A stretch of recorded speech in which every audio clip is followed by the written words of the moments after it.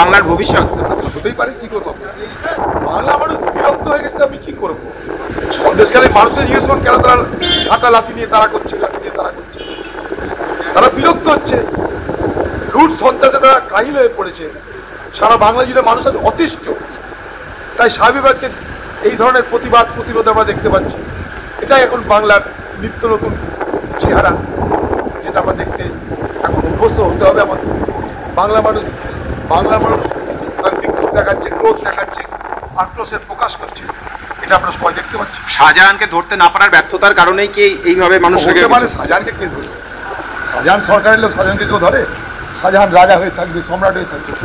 আর DIG Barasat range তিনি এসে পৌঁছালেন এই মুহূর্তে, এবং এখানে যেরকম পরিস্থিতি হয়ে রয়েছে সেই পরিস্থিতি একেবারে পুলিশ প্রশাসনের বিরুদ্ধে এক ক্ষোভ উগড়ে দিচ্ছেন তারা। এবং ডিআইজি বারাসাত রেঞ্জ সুমিত কুমার তিনি এসে পৌঁছেছেন এবং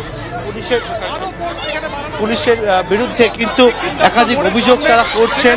এবং একদিকে যখন পুলিশের উচ্চপদস্থ আধিকারিকরা যাচ্ছেন, পাশাপাশি কিন্তু আমরা দেখতে পাচ্ছি অংশগ্রহণ করেছিলেন, পুলিশ বোঝানোর চেষ্টা করেছেন, কিন্তু তারপরও কিন্তু নাচড়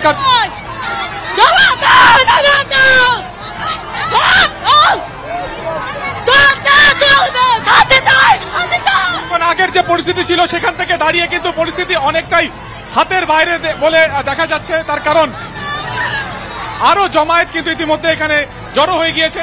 পুলিশ থানার কিছুক্ষণ আগে আটকে দিচ্ছে যাতে কোনোভাবে থানার সামনে যারা উত্তেজিত জনতা তারা যেতে না পারেন।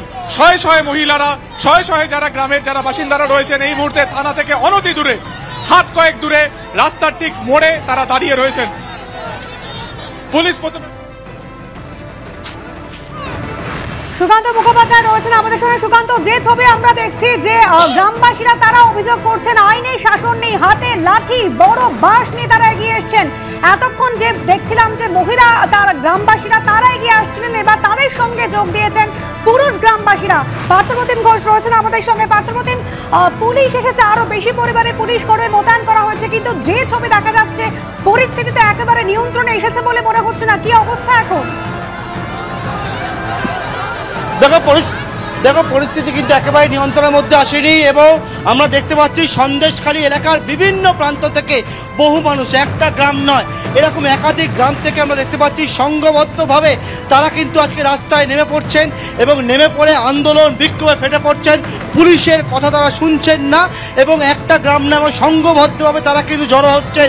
এবং আমরা দেখতে পাচ্ছিলাম প্রথম সারিতে মহিলারা তারাই ছিলেন, এবং আমরা দেখতে পাচ্ছি পুরুষরা তারা এবারে আন্দোলনে যোগ দিলেন, কারণ প্রত্যেকের হাতে লাঠি রয়েছে, ঝাঁটা রয়েছে, সেই সব কিছু নিয়ে তারা কিন্তু একবার সন্দেশখালী থানার ঠিক কাছের একটি মোড়ে সেই জায়গায় এই মুহূর্তে তারা কিন্তু এসে পৌঁছেছেন, থানার দিকে যাওয়ার চেষ্টা করছেন তারা।